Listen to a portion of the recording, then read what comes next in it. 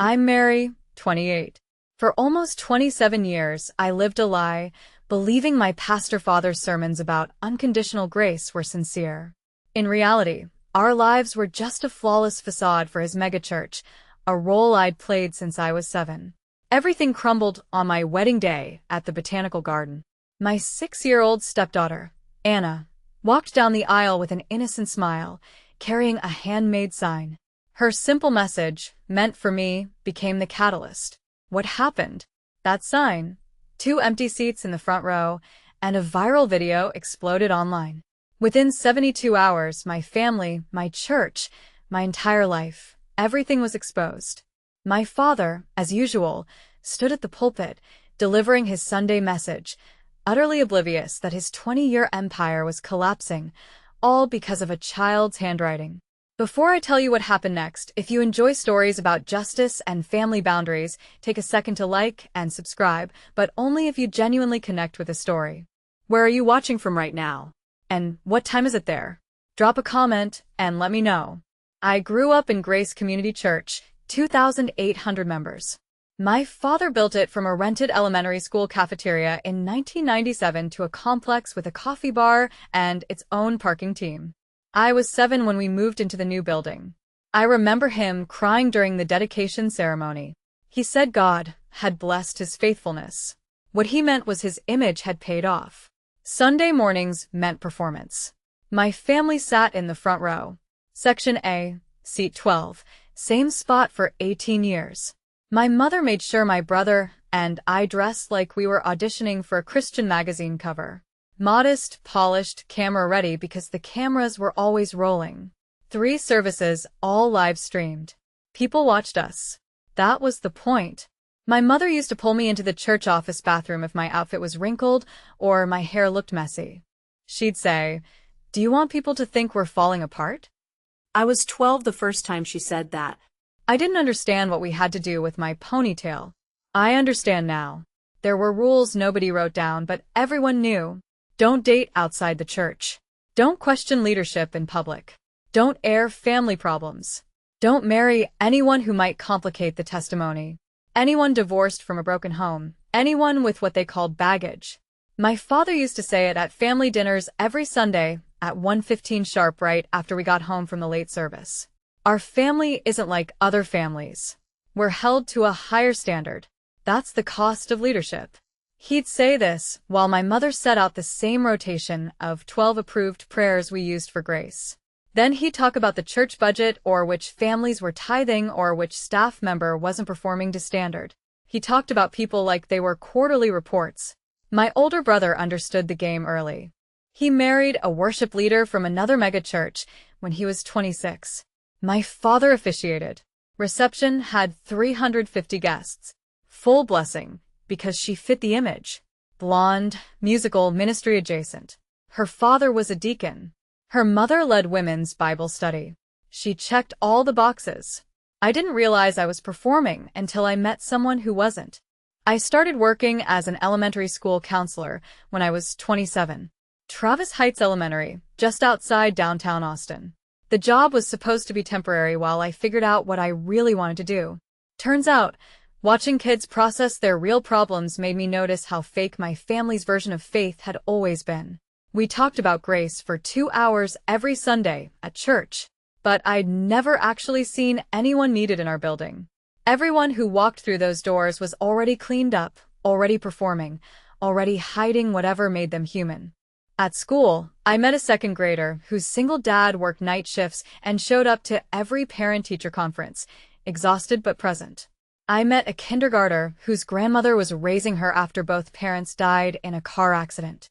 I met kids who lived in apartments with 5 people in 2 bedrooms. Kids who wore the same shoes until they fell apart. Kids whose parents loved them fiercely, even though nothing about their lives looked like the Instagram version of family my church sold. That's when I started seeing the gap. In May 2023, the school held a Reading Under the Stars fundraiser at Zilker Park. I was organizing it. Parents volunteered as chaperones. That's when I met Ethan Harper. It was 7:30 on a Friday night. 83 families spread out on blankets under string lights. I was managing the registration table when I noticed a little girl in a yellow sundress with books printed on it sitting in a circle of kids reading quarter out loud. She couldn't have been more than 4, but she was reading like she'd done it 100 times. Her father stood a few feet back, watching, not hovering, just watching. When she finished, the kids clapped. She stood up and bowed. He smiled. After the reading circles ended, I saw him picking up trash. Not because anyone asked him to, just because it needed doing. He had a grocery bag and was going row collecting the paper cups and napkins families had left behind. You walked over. You don't have to do that. I know. He said Anna loves these events. Her mom used to read to her every night. We're keeping that going.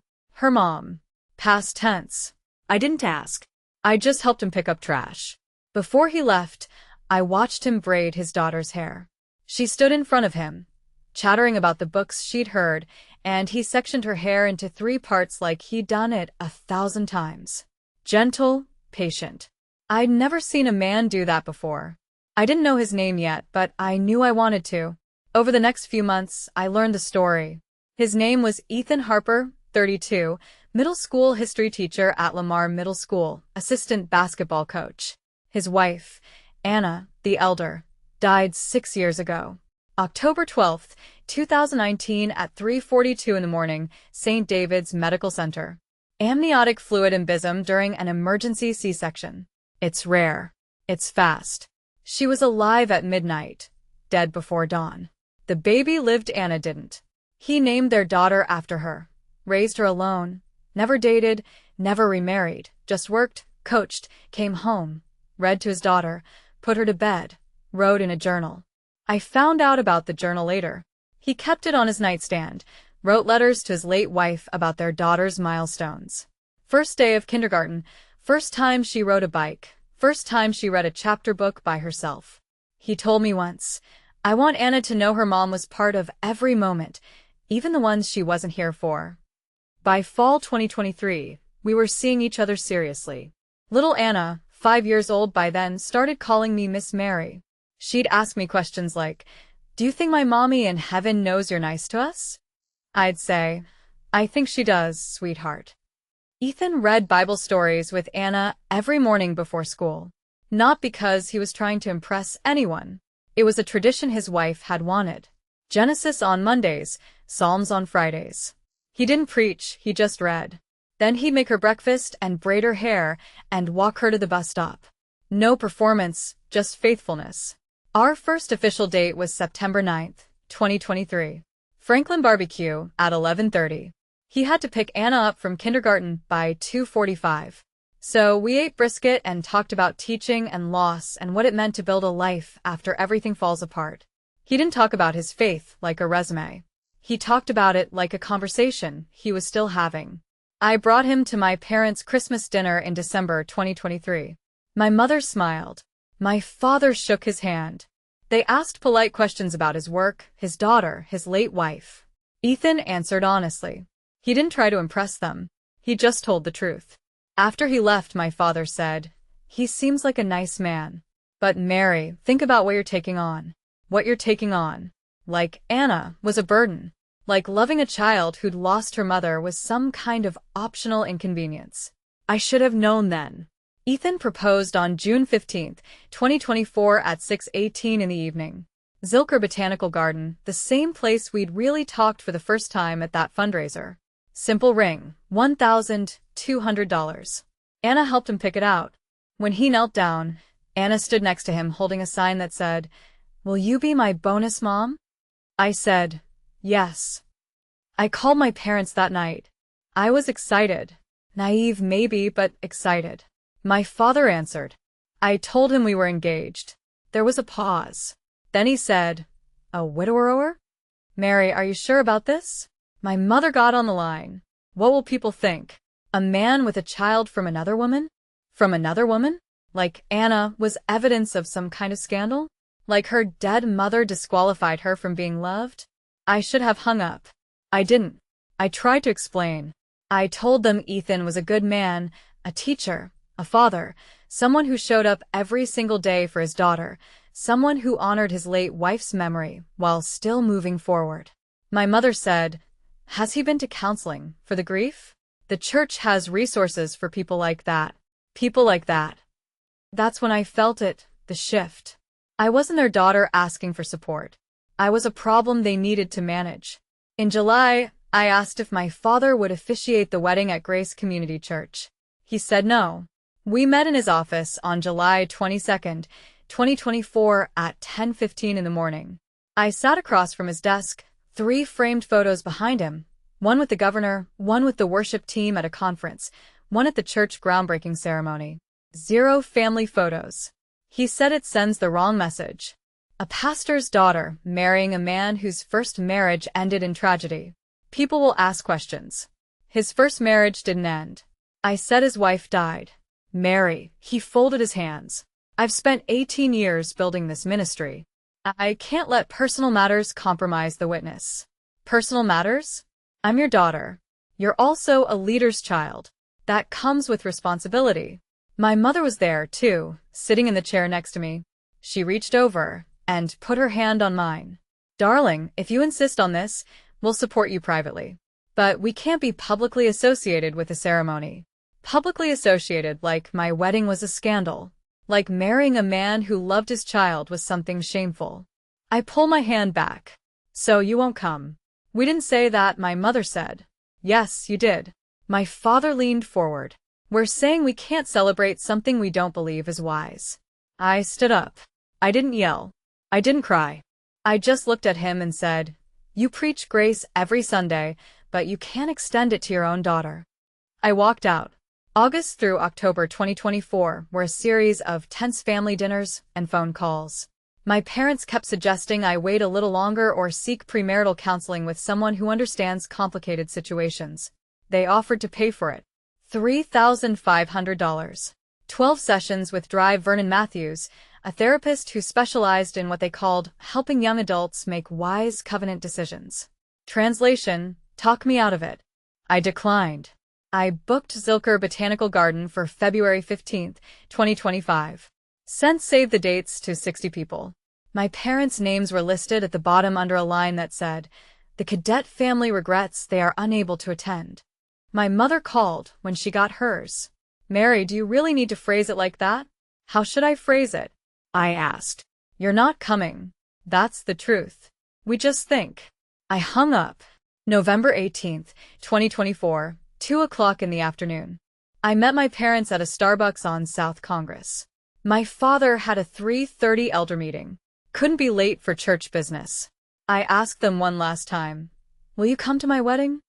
My father said, "We can't celebrate something we don't believe is wise." My mother said, "This will hurt the church, Mary. People look up to us." Ich zerrte her. "So, you're choosing the church over your daughter?" My father's voice was calm, cold. "I'm choosing my calling. I'm sorry you can't see that." As they stood to leave, my mother hugged me. She whispered in my ear, "You'll understand when you're a mother. Sometimes love means saying no." I thought, I already understand. That's why I'm saying yes. By December, I'd accepted it. They weren't coming. Fine. But I wasn't alone. My best friend, who used to lead youth group at Grace before she left for another church, stepped in as coordinator. Teachers from my school volunteered to help. Parents from Anna's school offered to bring food. Ethan's teaching colleagues donated their time. His late wife's parents, Anna's maternal grandparents, showed up to every planning meeting with casseroles and encouragement. We had 60 confirmed guests. Venue capacity was 75. Ceremony at 4. Reception was a small taco bar from Torches, $890. Flowers were donated by the parent of one of my students who owned a florist shop. No hired planner, no professional photographer, just people who loved us. In late January, Anna came to me with an idea. She wanted to walk down the aisle holding a sign like the flower girls do, but with words. Ethan wasn't sure. "Baby, are you sure you want to?" Anna nodded. "I want people to know I'm happy you're marrying my daddy." I said yes immediately. "What do you want the sign to say?" I asked. She thought about it. "I don't know yet. Can I think about it?" For the next 2 weeks, Anna worked on it with her first grade teacher's help. She kept it secret from me, said it was a surprise for the wedding. The week before the ceremony, we had a small rehearsal dinner at Ethan's house. February 13th, 2025. 6:30 in the evening, 18 people. Anna wore a shirt that said, "Almost a flower girl," a gift from her teacher. Anna's grandmother hugged me and said, "Anna would be so proud of you both. And she'd love that baby girl has you now, Mary." Anna. The first Anna. The one who prayed for us before she even knew we'd exist. That night, my phone buzzed. Text from my mother. "It's not too late to postpone. We can work this out." I blocked the number. February 15th, 2025. 68 degrees in Austin. Unseasonably warm. Perfect weather for a garden ceremony. I got ready at Christine's house with 3 bridesmaids. Simple ivory dress. $650 from a local boutique. No veil, just flowers in my hair. Ethan and Anna got ready at home. Anna kept checking her bag, where the sign was rolled up. She asked him, "Daddy, what if people don't like my sign?" He told her, "Baby, you made it from your heart. That's all that matters." At 3:45, I checked my phone one last time. No message from my parents. I turned it off. 60 guests sat in white garden chairs arranged in rows. Christine's husband, an ordained minister, officiated. Acoustic guitar played by a parent from Anna's school. The bridesmaids walked down the aisle. Then it was Anna's turn. The officiant smiled. "And now our flower girl, though she's got something a little different to share with us today."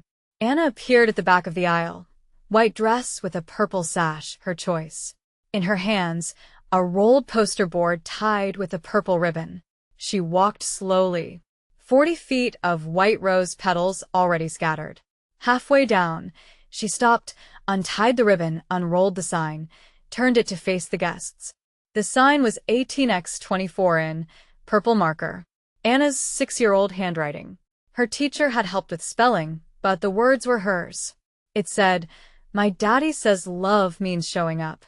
Mary shows up for us every day. That's why she's my family now." Below in smaller letters, she'd added herself. "My mommy in heaven sent her." I know it. The room went completely silent. Then I heard someone gasp. Quiet, almost a sob. Anna looked confused for a second. Then she saw me crying at the altar and ran toward us.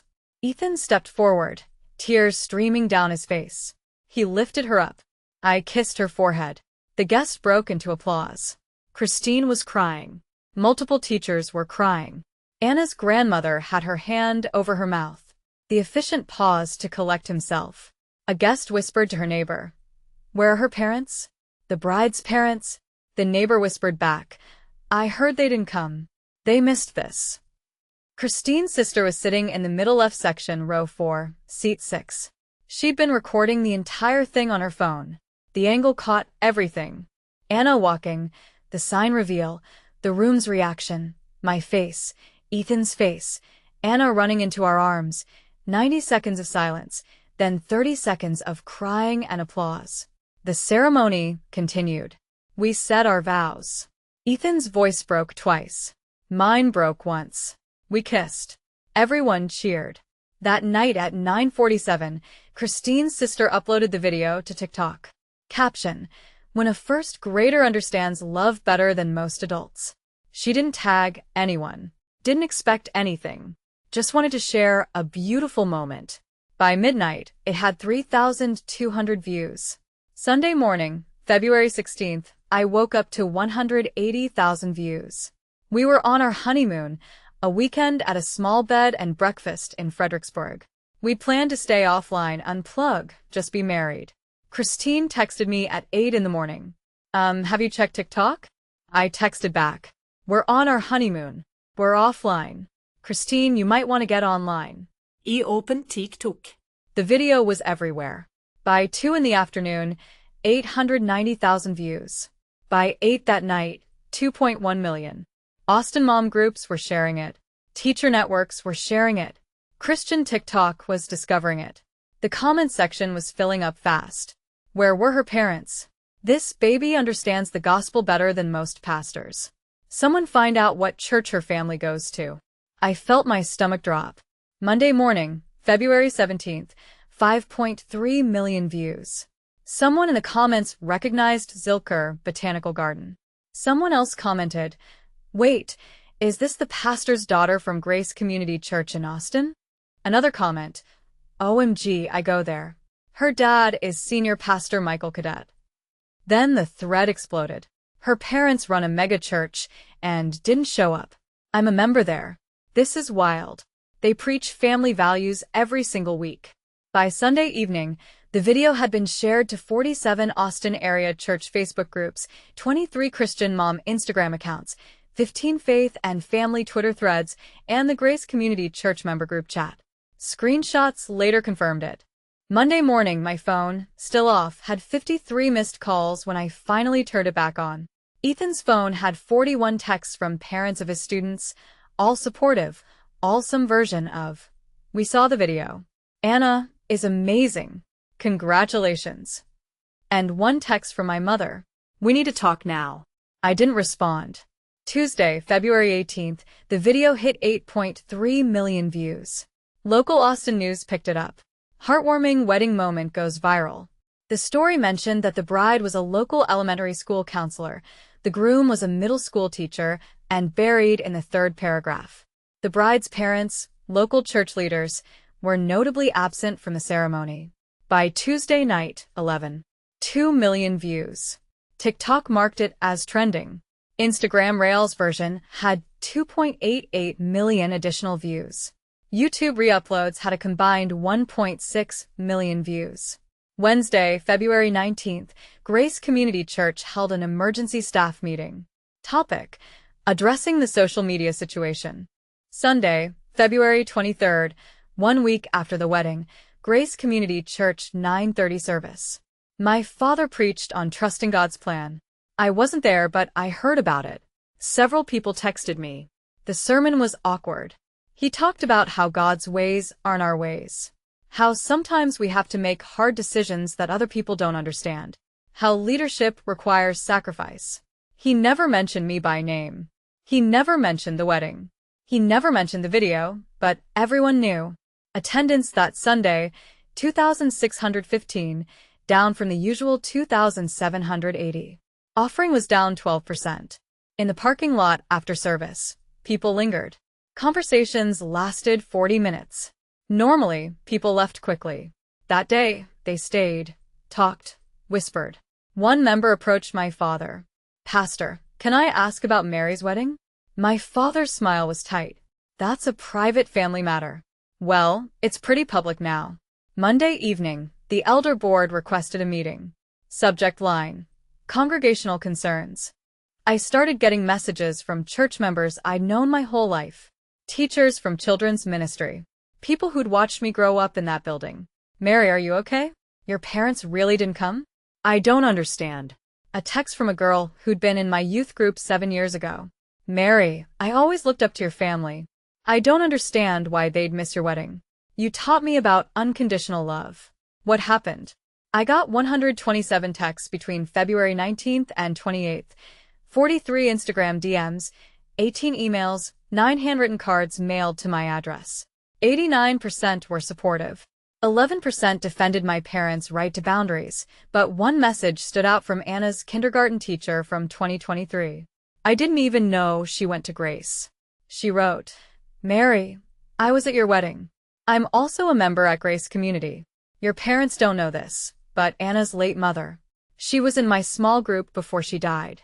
She prayed you into that family's life. She prayed for you by name. I have the journal entry. I'd love to share it with you someday." I stared at that message for 20 minutes. Anna. The first Anna had prayed for me before she died. Before I even met Ethan, before any of this existed, I texted back, "I'd love to see it." Early March, my mother called. I answered, "Mary." Her voice was tight, controlled. "We need to have coffee and talk about what?" "About this situation with the church." "What situation?" "People are misunderstanding. They don't know the whole story." I leaned back against the kitchen counter. Ethan was in the living room with Anna reading. I could hear her laughing. "What story?" I asked. "You chose not to come to my wedding. That's the whole story. We were protecting you." "No, you were protecting yourselves." Silence. Then my mother said, "We can spin this as a misunderstanding. If you just release a statement saying we had a prior commitment." I hung up. 6 minutes and 33 seconds. That's how long the call lasted. I know because I checked the call log afterward. March 8th. My father's sermon title changed last minute. It was supposed to be Walking in Faith. The bulletin had already been printed. He changed it to When Families Disagree. People started recording. The sermon was 38 minutes long. He spent 2 minutes and 15 seconds addressing family situations. He talked about how leadership doesn't mean perfection, how it means learning, how his family had been through a difficult season, how he was grateful for grace as they navigated private matters. He mentioned me by name 0 times. He used the word wedding 0 times. He used the word grace 7 times. After the service, the congregation split. Some hugged him, some shook hands politely, and left quickly. 2 weeks later, one of the longtime deacons resigned. Officially unrelated, but the timing was noted. Mid-March, I made a decision. I was going to respond, not with anger, not with defensiveness, just with clarity. I wrote a statement. Ethan read it. Anna's grandparents read it. Christine read it. They all said the same thing. Post it. I drafted it on March 12th, revised it on March 15th, posted it on March 16th at 2:33 in the afternoon. Instagram, my personal account, I had 890 followers at the time. Within 10 minutes, 200 likes. Within an hour, 2,400 shares. This is what I wrote. A lot of people have asked me about my parents and my wedding. Here's what happened. My parents are Pastor Michael and Diane Cadet of Grace Community Church in Austin. I grew up in that church. I learned about grace, mercy, and unconditional love from the pulpit every Sunday. When I fell in love with a widower, a middle school teacher, a faithful father, a man who raised his daughter alone after losing his wife, my parents told me it would complicate their testimony. They asked me to wait, to reconsider, to think about what people would say. When I chose to marry him anyway, they chose not to attend our wedding. Not because Ethan isn't a good man. Not because Anna isn't a wonderful child, but because they were afraid of how it would look. My husband teaches kids about history and integrity every day. His daughter just taught millions of people about love. My parents taught me the words for grace, but Ethan and Anna showed me what it actually is. I don't share this for sympathy. I share it because a lot of you grew up like I did, believing that faith means performance, that love comes with conditions, that image matters more than people. It doesn't. I'm setting boundaries with my parents until they understand that. Not out of anger, out of clarity. And to everyone who keeps asking me if I regret marrying Ethan, the only thing I regret is not standing up to them sooner. Mary Harper. Yes, I changed my name proudly. The post reached 890,000 people in 72 hours. It was shared by teacher networks, parenting groups, trauma recovery accounts, ex-evangelical communities, healthy church advocates. The top comment had 18,000 likes. This is what the gospel actually looks like. Grace Community Church's Instagram account disabled comments on all posts. My father's assistant called me, asked if I'd consider taking the post down for the sake of ministry unity. I declined. The next day, Christine posted something on her own account. She didn't ask me first. She just did it. 3 photos. The first are save the date. At the bottom, it clearly listed my parents as unable to attend. The second, the church bulletin from February 16th, the Sunday after my wedding. It showed my father preaching. Topic: Trusting God's plan. No mention of me. No mention of a family wedding. The third, a photo from the wedding. 2 empty chairs in the front row. White ribbons tied to them. Reserved seating for people who never came. Caption receipts. The comment section exploded. So, he was healthy enough to preach, but not healthy enough to walk his daughter down the aisle. The ribbons on the empty chairs. I'm crying. This is what spiritual abuse looks like. Christine's post went up on March 17th at 9:15 in the morning. By the end of the day, Austin local news had requested an interview with me. I declined. I told the reporter, the video and the post say everything that needs to be said. Late March, early April, Grace Community Church's attendance continued to drop. Not a collapse, not a mass exodus, just a slow, steady decline. March 23rd, 2510. March 30th, 2420. April 6th, 2350. Easter Sunday, April 13th, 2385. A small bump. Then it dropped again the following week. The women's ministry, led by my mother, saw enrollment drop 18% for the spring Bible study session. Several longtime members cited scheduling conflicts. In late April, the elder board asked my father to address the situation in a sermon, not as an apology, as pastoral transparency. He resisted. They insisted. The compromise, a brief acknowledgement. April 27th, 10:30 service. Leadership doesn't mean perfection, he said from the pulpit. It means learning. My family has been through a difficult season. I'm grateful for your grace as we navigate private matters. 38-minute sermon, 2 minutes and 15 seconds spent on the situation. He mentioned me by name 0 times. He used the word wedding 0 times. He used the word grace 7 times. After the service, the congregation split. Some hugged him, some shook hands, and left quickly. One longtime deacon resigned 2 weeks later, officially for personal reasons, but people noticed the timing. May 2025. My parents requested family therapy. My mother texted, "Can we at least try?" I responded, "Only if the therapist isn't church-affiliated." She didn't reply. 3 days later, she texted again. "Can we at least meet for dinner?" I wrote back, "When you're ready to apologize to Ethan and Anna, not for optics, but because you mean it, call me. Until then, we're done." No response. On May 18th, Mother's Day, I sent flowers to my mother's house. The card said, "I still love you, but I can't trust you with my family." She didn't respond. June 2025. Anna turned 7. We had a birthday party at her house. 25 kids, teachers, parents from school, Anna's grandparents, Ethan's late wife's parents, Christine and her family, chosen family. My parents weren't invited. Anna asked about them once. "Why don't your mommy and daddy come to our house?" I knelt down, looked her in the eyes. "Because not everyone who's related to you is safe for you, baby. And that's okay." She thought about it, then nodded. Okay. And that was it. She went back to playing with her friends. Summer 2025. Life moved forward. Ethan and I settled into marriage. Anna thrived. Our home became the gathering place for our community. Thursday dinners at 6:30. Anna helped me cook. Ethan set the table. Teachers, parents, friends. We hung photos in the hallway, wedding pictures, Anna's school photos, and carefully, respectfully, a photo of Ethan's late wife.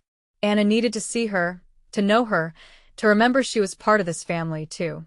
In September, I received a letter from Anna's grandmother, Ethan's late wife's mother. Inside was a journal entry. Blue ink dated April 18th, 2019. Anna, the first Anna was pregnant. High risk. She knew something could go wrong.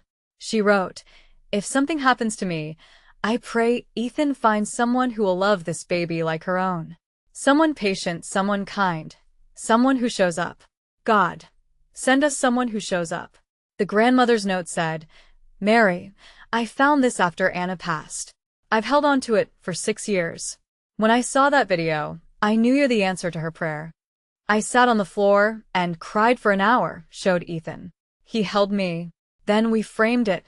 We hung it in the living room next to the wedding sign. Anna doesn't know about the journal yet.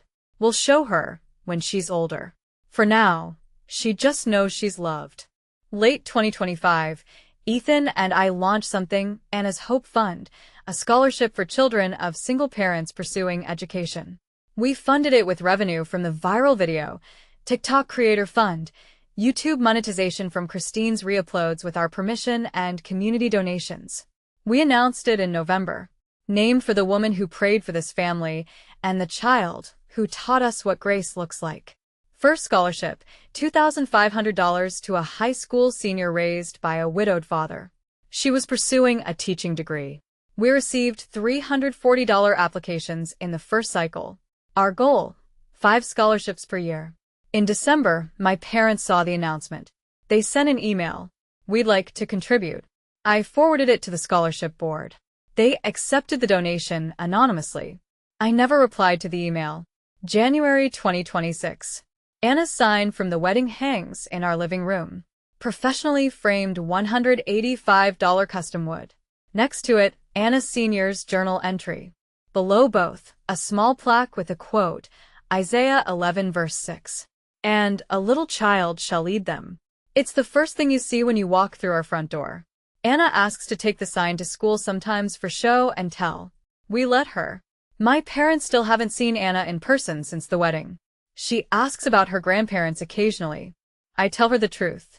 Age appropriately. Sometimes people need time to figure out what's important. She nods, accepts it, moves on.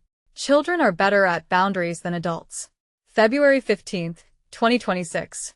1-year anniversary. We went back to Zilker Botanical Garden. Same spot where Ethan proposed. Same spot where we got married. Christine took our picture. Ethan, me. Anna. Anna wore purple, her favorite color. Same color as her wedding sash. Can we come here every year? She asked. Every single year, baby. I said, even when I'm grown up. Ethan smiled. Even when you're grown up. That evening, I posted the anniversary photo. Caption. 1 year ago, a 6-year-old taught a room full of adults about family. Today, she's teaching us about joy. Grateful doesn't even begin to cover it. Thousands of comments, people who'd followed the story, people who'd shared the video, people who'd been inspired to set their own boundaries, people who'd left toxic churches, people who'd chosen love over performance. One comment stood out from a woman I didn't know. My parents disowned me when I married outside our religion. I saw your story and realized I wasn't alone.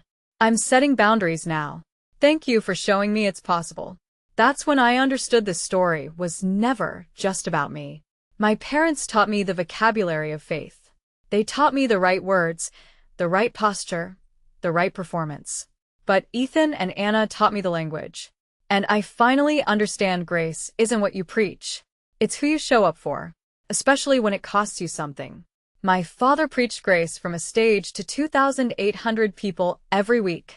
But a 6-year-old girl holding a purple marker sign showed more grace in one walk down an aisle than he'd shown in 18 years of ministry. That sign hangs in my living room now. Some people think it's just a sweet wedding memento. But I know what it really is. It's a record, a receipt, a reminder that love isn't about how it looks. It's about who shows up. And on February 15th, 2025, the people who mattered most, they showed up. The people who were supposed to love me unconditionally, they didn't. And that tells you everything you need to know about the difference between faith and performance. Anna is 8 now.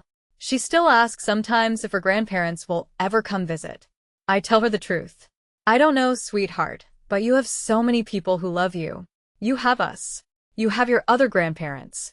You have your teachers and your friends, and everyone who showed up when it mattered. She thinks about it. Then she says, that's a lot of people. It is. I tell her, it really is. And she smiles and runs off to play because she knows something my parents never learned. Family isn't who you're related to, it's who shows up.